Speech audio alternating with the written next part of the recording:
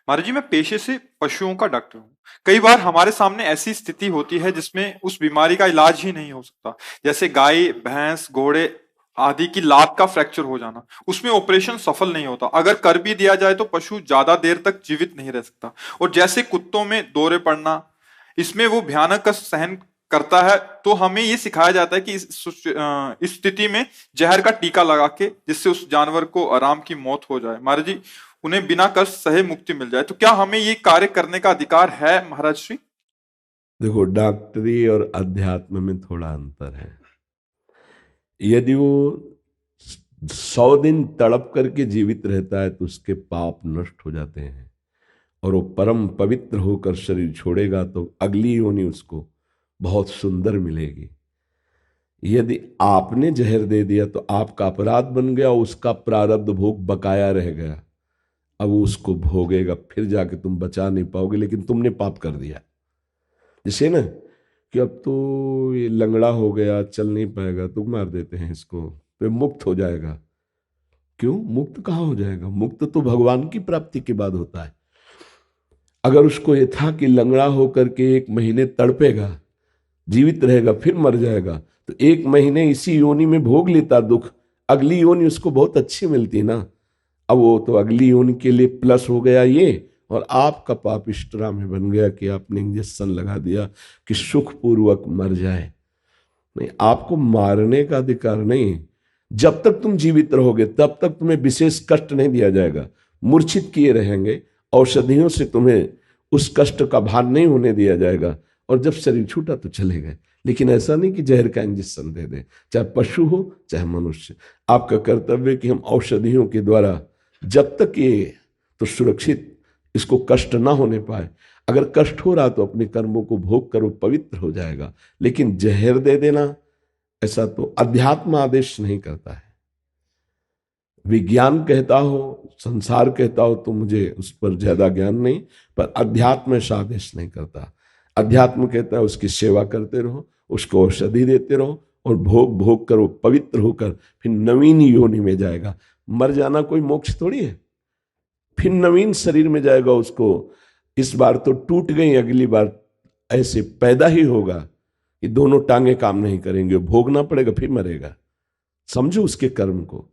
तो हम उसको औषधि दे देते हैं, उसका सहयोग कर देते हैं, वो कर्म भोग लेता है, पवित्र होकर आगे जाता है। लेकिन जहर का इंजेक्शन दे देना या मार देना, अध्यात्म ऐसा आदेश नहीं करता है। आप समझ पा रहे हैं? ऐसी हमारी प्रार्थना है कि हमारा अध्यात्म यही कहता है कि आप जहर का इंजेक्शन न देकर और उसकी पीड़ा हरण का इंजेक्शन दीजिए, और जब तक वो जीवित रहे अपने कर्मों का भोग भोगे, और पवित्र हो रहा है, प्रतिपल पवित्र हो रहा है, जो दंड मिल रहा है वो प्रतिपल पवित्र हो रहा है, इसके बाद वो भगवान की कृपा से अग्नि पवित्र योनि को प्राप्त होगा। तो हम स्वयं जो जहर देते हैं, मार देते हैं, हमारे अध्यात्म के हिसाब से ये ठीक नहीं है, ये अपराध माना जाएगा। पशु हो, पक्षी हो या मनुष्य हो, जीवात्मा सब में है। अपने अपने कर्मों का सबको भोग भोगना होता है। हम डॉक्टर हैं, हम उसका सहयोग करेंगे, मारेंगे नहीं। डॉक्टर बचाने के लिए है, औषधि देने के लिए है, पर उसका उपाय जैसे आदेश है कि आप मार दीजिए तो वो कष्ट मुक्त हो जाएगा, तो नहीं, कष्ट मुक्त तो नहीं होगा, क्योंकि उसको वो कष्ट भोगना ही पड़ेगा। अवश्य में भोक्तव्यम कृतम कर्म शुभाशुभम। अब उसको अगली योनि मिलेगी, उसमें दंड मिलेगा। तो आपने अपना नया कर्म बना लिया और उसके कर्म को छोड़ दिया, वो अगला फिर भोगेगा। भोग के बिना नहीं, या तो भजन और या भोग, दो से ही कटता है।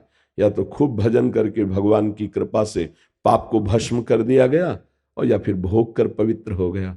तो पशु से भजन तो बनता नहीं, तो भोगना ही है।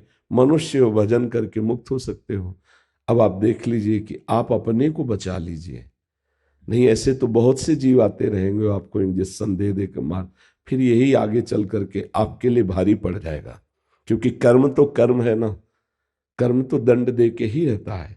आप विचार करो, वो पशु है, अगर उस जगह मनुष्य हो तो क्या करेंगे? आप जहर दे देंगे। किसी को भी मारने के लिए हमारे शास्त्र में हाँ, वो पापाचारी लाखों को मारेगा अगर बच गया तो फिर वहां एक कानून लागू हो जाता है कि लाखों की रक्षा करने के लिए फिर हम उस पापाचारी अधर्मी को फांसी की सजा, मृत्यु दंड अवश्य, क्योंकि वो लाखों की हत्या करेगा, लेकिन वो तो स्वयं कर्मों का भोग भोग रहा है और उसको भोगना ही पड़ेगा। अगर आप अभी मार देते तो अगले जन्म में भोगना पड़ेगा। एक भजनानंदी वैष्णव संत थे, शालीग्राम भगवान साथ रखते थे। एक दिन वो गंगा किनारे स्नान करने के लिए कपड़ा ही उतारे थे कि 90 लोग तलवार भाला उस समय चलती थी लेकर के घेर लिए, मारो मारो मारो। तो उन्होंने देखा कि 90 लोग, तो उनका भैया हमने कभी किसी को गाली तो दिया नहीं, फिर अपराध क्या बना कि आप सब मारना चाहते? बोले इसकी कुछ मत सुनो, इसको मार डालो।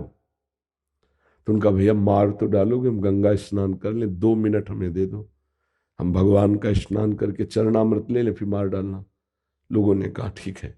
स्नान किए, चरणामृत भगवान का उतारे, ध्यानस्थ होकर कि प्रभु ये क्या लीला है, बचपन से मैं आपकी आराधना करता हूं, मुझे याद है कि मैंने कभी चींटी नहीं मारी, ये 90 लोग मुझे मारेंगे। तो उस समय उनको सुनाई दिया, भगवान बात करने लगे। जब जैसे भगवान यहाँ प्रकट हो जाए तो सबको नहीं दिखाई देंगे, जिसको दिखाना है उसी की दृष्टि में वो केवल आएंगे। भगवान है ना, भगवान ने कहा देखो तुम्हारे द्वारा पिछले जन्म में 90 हत्याएं हुई थी, मेरे भजन का प्रभाव कि 90 एक साथ मारेंगे नहीं, 90 बार तुम्हें जन्म लेना पड़ता और एक एक मारता तुम्हें। अब तुम मेरे ध्यान में मगन हो जाओ, तुम्हें कष्ट नहीं होगा, मैं तुम्हारे मारने के पहले ही प्राण हरण कर लूंगा, लेकिन ये मारेंगे तो तुम्हें, क्योंकि 90 हत्याएं तुमने की थी, तो 90 बार तुम्हें जन्म लेना पड़ता और 90 बार ये मारते। आज 90 एक साथ मार रहे हैं, मेरे भजन का प्रभाव है और तुम मुक्त हो जाओ। समझ पा रहे हो? अवश्य में भोक्तव्यम कृतम कर्म शुभाशुभम। तो इसलिए हमें लगता है आप अपने बचाव पक्ष पर ध्यान दीजिए। अभिषेक